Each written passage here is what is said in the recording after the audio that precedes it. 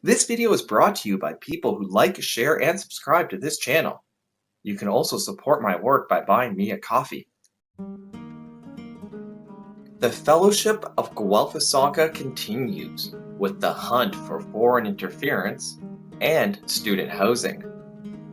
Across the nation, the Lord of the Liberals battled against the hunt for foreign interference.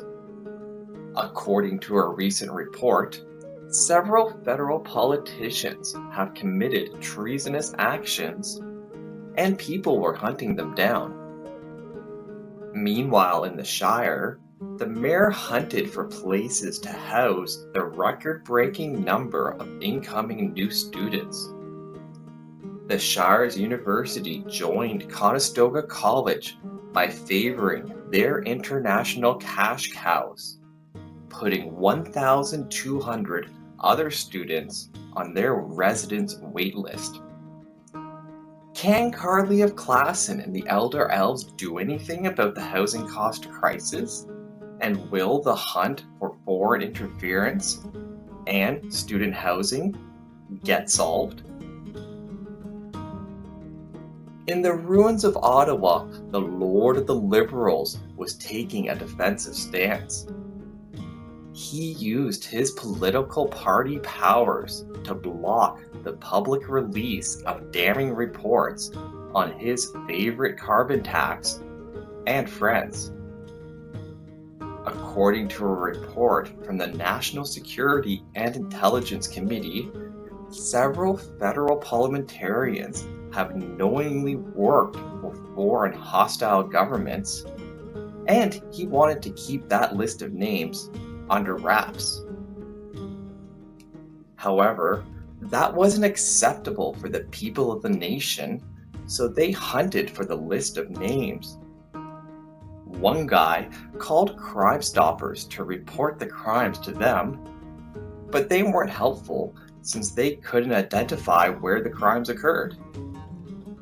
He tried again by calling the RCMP, but like most times you call them, they pretended to take the report of a crime and might investigate him instead.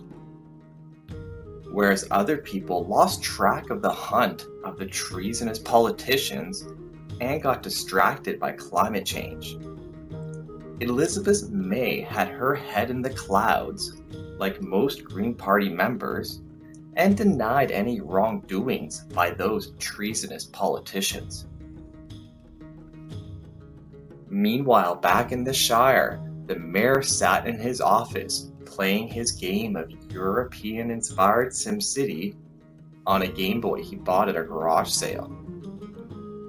After flexing his strong mayor powers to keep next year's residential tax increase to only 4%, he had to hold off on going full-out YIMBY mode. Based on last year's report from the Sunshine Listers, the Shire had a 2% population increase last year, so he tried to plan accordingly. With 2% more people paying 4% more taxes each year, the mayor got overwhelmed by the numbers and hoped for the best. If everything goes to plan, then maybe the Shire's housing cost crisis won't get any worse.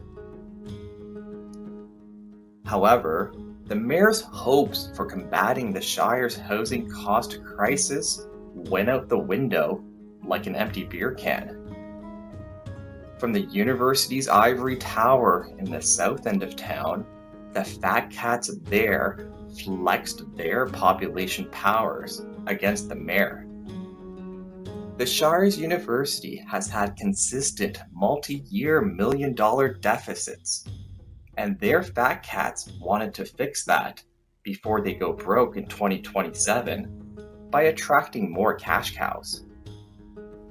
In a record-breaking move, they opened the floodgates at their enrollment office and over-enrolled up to 7,000 new first-year students.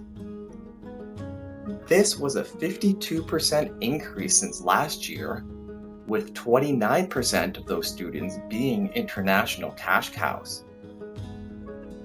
With so many new students and guaranteeing residence to their cash cows, They left 1,200 of those students on the residence wait list and hunting for a place to live. Both the mayor and the people of the Shire were pissed off by the university's population power move. Some people called for a change of leadership in the university's ivory tower to replace the fat cats there, whereas others clamored to deal with the administrative difficulties of having 50% more students this fall. The mayor called out the university too for their population power move against his strong mayor powers.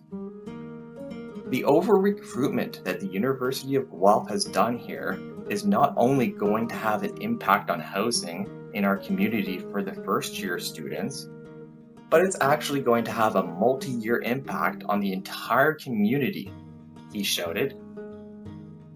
Guelph already has that issue without the issue of the over-enrollment by the university, the mayor added. Thanks to the university, his plans to combat the Shire's housing cost crisis were destroyed, since now it's going to get way worse this fall. Can Carly of Klassen and the Elder Elves do anything about the housing cost crisis? And will the hunt for foreign interference and student housing get solved? Stay tuned here to see. This video is brought to you by brighttutoring.ca. Don't let school get in the way of your education. Book a tutoring session today at brighttutoring.ca.